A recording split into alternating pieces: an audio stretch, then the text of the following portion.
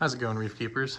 I figured I'd let you get a rare look at the twilight hours of my tank when the coral is actually under deep blues and glowing for a change. I probably should have turned off some of the other lights in the house, but I think this is a pretty good view of it. So I was scrolling YouTube tonight, just having a quiet night here, wife's out, kids in bed, and I was scrolling reefing YouTube, so to speak, and just, watching this and that, and found myself kind of being driven a little bit bonkers, and was like, you know what, I'll talk about this, and it's a sticky subject. And before I get rolling in it, I just want you guys to know, I'm not holding the way this hobby has become against any one individual, specifically the commercial side of this hobby. I'm not holding it against one company, one group, one person, but I feel like the over commercialization of the hobby, especially when mixed with social media and or videography, YouTube, it's out of control. It is so much noise, and I keep coming back to it in videos like this. I just feel for new reefers, because it wasn't as bad when I started 5-6 years ago. It's gotten so much worse than it was then. But even back then, I fell prey to a lot of untruths about the hobby, the untruths that are never directly stated in over commercialized videos or paid videos, or sponsored videos that are not explicitly stated that they're sponsored. But there's this kind of attitude that you need XYZ and the kitchen sink, all these products from this company, that company, this corporation's lineup, these expensive lights, this big skimmer, if you want to succeed in this hobby, or this quality of tank or whatever. And it makes you feel, especially in today's era where there's less and less reef clubs that you can belong to, less and less human connection in the hobby, and so much of the connection in the hobby is being driven online. It makes new reefers feel like, okay, these are the prominent people. These are the people who have the amazing tanks on Instagram, who have the banging tanks on YouTube, and I can have it as long as I just keep throwing all of my money at it. As long as I spend 5, 10, 15, 20, 25% of my paycheck for the next X amount of months, I'll accumulate enough stuff that they're telling me to buy and promising me will work wonders for me. And finally the hobby will be what I want it to be. And then I accumulate all this stuff, and you guys see it on Facebook, on the forums, and here's this huge setup for sale. It happens all the time. Here's all these XR30s. Here's, a beautiful, water box Red Sea tank, custom sump, huge oversized skimmers, MP40s, MP60s. Here's all this stuff. I quit. I can't beat algae in my tank. I bought all this stuff, full Apex system, everything, and I can't beat the algae in my tank. I'm done. And they're getting, it's not pennies on the dollar, but reef keeping gear is like driving a Ferrari off the lot. You lose, even if it's in your tank for a day. It's touched salt water. Like, people don't, and it's not buyers' faults with used gear, but you quit the hobby because you believed all this hype. You try to sell this stuff, you're not going to get as much for it. Not nearly what you spent. You're out all this money and you feel like a failure, and the hobby, in the end, shrinks because of it. And maybe some people will say, well, those are the reefers who weren't meant to make it. And I still just feel like there's got to be a few people who fall prey to this, who could have become passionate, lifelong reef keepers and grown the hobby in meaningful ways, but we lost them, And that kind of stuff tortures me. Maybe it's that I'm a teacher and I see that happen with kids. I watch worse teachers drive kids into the ground, And then they come to my class and I see these broken kids who think that they're worthless and they failed, and they're not. They just had bad guidance, right? Hey, it happens every day in education, and it's happening now in our hobby. And it's happening through a megaphone with video and a lot of cash behind it. And it's all happening online through social media and through video. And the big corporate powers behind this, cough, cough, Aperture, and the like, they know darn well that all of this is all the new blood in reef keeping is all centered around, in the future in reef keeping, you know, millennials, Gen Z, and beyond. It's all centered around likes and clicks and ads and social media and hype. And you can tell so easily. Now, of course, there's the videos that are like, you know, like actual Thomas at BRS, right? Like, that's a guy who's like, you know, he has 16 Mr. Chili's in every shot that he's in. You know his allegiance. He's not hiding it, right? Whether or not he's, you know, I mean, the answer is he's definitely pushing you toward like Neptune over Hydros, for example, right? Like, he's never gonna champion in a video Hydros over Neptune, okay? Like, and in fact, you'd be hard pressed to find like regular videos being turned out about Hydros from the Aperture machine anymore, because they're a direct competitor to Neptune. And why would they do that? They have no financial incentive, okay? I understand that. And that's the thing. I understand that. Now again, new reef keepers don't understand that. They just entered the hobby. They're like, well, the biggest, you know, entity in the hobby that has done, and again, not taking anything away from BRS of old. They did so much for the hobby. They grew this hobby in such meaningful ways, put so much research behind it that never existed before, and asked questions that were never asked and found answers that never would have been found. But now they're a different animal. And a new reef keeper enters the hobby, and they look to BRS as this, you know, shining example, this city on a hill that it once was. And they're like, oh, the Neptune's the only answer. I mean, that's what all their videos are about, right? I mean, like, this is it. Like, the Neptune is it. I'm gonna buy the whole kit, you know, $900. You know, now I'll be a good reefer.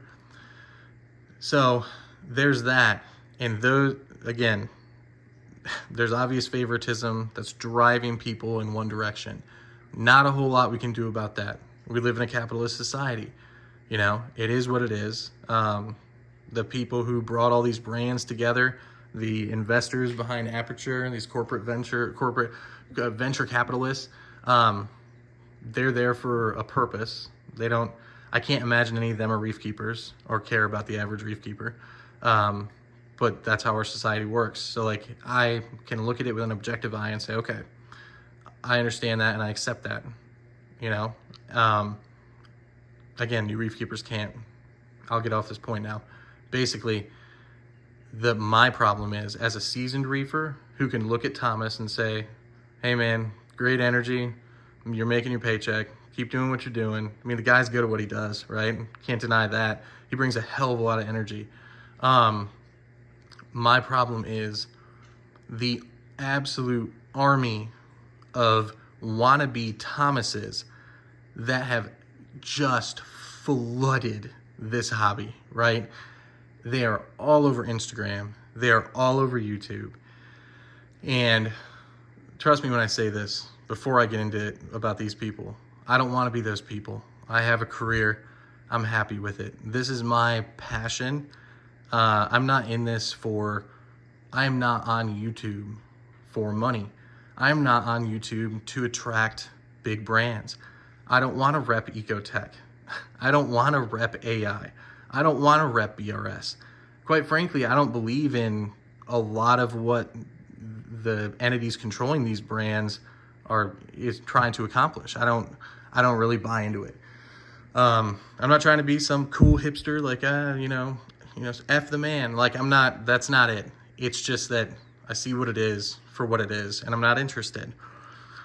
That being said, and again, I'm not faulting people for wanting to go out there and like make a career out of YouTube and make money off of it. And I understand that's how the system works. But it drives me crazy when 5 out of 10 videos that have to do with reef keeping that end up popping up in my feed are a wannabe Thomas, and you know it's instantly when you click on the video, you tap on the video, and really as soon as the screen starts, it's a, you know, super high def camera, and the lighting's been toyed with, everything's brighter and happier, and here's this guy with this big goofy grin on his face just waiting to say the first word, and the first sentence is something like, you know, hey, what's up, reefing fam? What's up, reef squad? And from there, they're like, you know, I'm coming at you today with a great new product, a product I've never seen the likes of before. Look at this skimmer by so-and-so. You know, look at the bubbleage on this. And, you know, the camera's just zooming in on the column of bubbles. Look at those bubbles. Like, that stuff, it makes me crazy. Like, it makes me so, I can't even describe it. I'm just like, and again, I understand that there are people who are like, I want to know more about this skimmer. I'm not saying that wannabe Thomas is not going to have some actual information after he gets done with his act about that skimmer. There's probably going to be some actual information, you know, maybe it's dual inlet, you know, maybe he says the size of the skimmer cup, maybe he talks about the drain outlet, you know, is there a sensor in it for overflow? Maybe, you know, maybe he gets into those features, or maybe it's all just hype, just noise, screaming at the camera, bright lights, you know, super happy, tinkly music going on, you know, one of the million songs that, you know, we've all heard 1,000 times in the background, some, you know, some version of Muzak's that always plays in these product videos, whatever. What's disconcerting to me is that I feel like that content 5 years ago, that was 2 out of every 10 videos that I watched about this hobby. And now it's more than 50%. I mean, like, people who are, you know, and again, like, it's a result of the way the whole algorithm of our society works now. It's not just, you know, YouTube's algorithm, Google's algorithm, like everything's an algorithm now. It's how all of it works. The more traction, the more visibility, the more seconds spent hovering over a video that's playing, the more, you know, the more ads that are accidentally or purposefully tapped, the more views, the more et cetera, that anything gets, the more that content is going to be absolutely pressed to the surface with all the might of the money-making machine, while other people who may say, yeah, you know, dual inlet skimmer, nice big cup, drain outlet's robust. Unfortunately, the water level sensor doesn't work. I've had this thing on my tank for 2 months, and this thing's, you know, just gone right past it and overflowed multiple times. You know, that, and it could be a legitimate thing. Like this, you know, a part of this product that's supposed to save your tank critically malfunctions most times that it needs to function correctly. But that gets drowned out. You're never going to see that video. That video's got 293 views on it, buried on some guy's channel who's like, why am I even making these videos? You know, hardly anybody watches this. I have 50 subscribers. You know, I make a video every day and I have 50 subscribers. I'm not going to do this anymore. I see a million dead channels like that. Great channels, guys who are putting out such great, objectively knowledgeable stuff. And just because they didn't have the latest camera, they don't know how to video edit, you know, their videos, you know, maybe their audio equipment isn't the best. You know, they're not a videographer, so the video's shaky, whatever. Their video gets absolutely trampled and buried and never seen again, only to be unearthed by the algorithm because me, you know, I've scrolled past so many brightly lit product videos that they're like, well, maybe we'll throw one of these in there, one of these like indie producers, so to speak. Maybe he'll click on that. And then I do, and I'm like, oh, this is what I'm looking for. This is it. This is the only guy out here saying, look at this, look why this doesn't work, you know? It's not always that it doesn't work. Maybe that guy says this thing's great. I'm more likely to believe the wannabe Thomas if I can see the regular reefers out there saying, yeah, this actually works. You know, wannabe Thomas is right. They're backing him up. It goes both ways. So, anyway, essentially, for me, so much of it, and I guess maybe maybe this is a lot to do with, you know, how I see this in my actual life on a day-to-day basis as, you know, as someone in the education system. But so much of it, I can just see right through it, and I think about, you know, not just young people, just people trying to get a start in this hobby, and how easily they could be misguided and pushed in the wrong direction. They spend all their money on it, they lose a ton of money on it, on this hobby, and they wash out of the hobby. And I just feel like some of them would have been great, and it kills me. I hate that. I know it's happening. I see it every day on the forums. It's happening all the time. And I think that this has a major, this like, quote unquote, you know, the societal algorithm has a lot to do with it.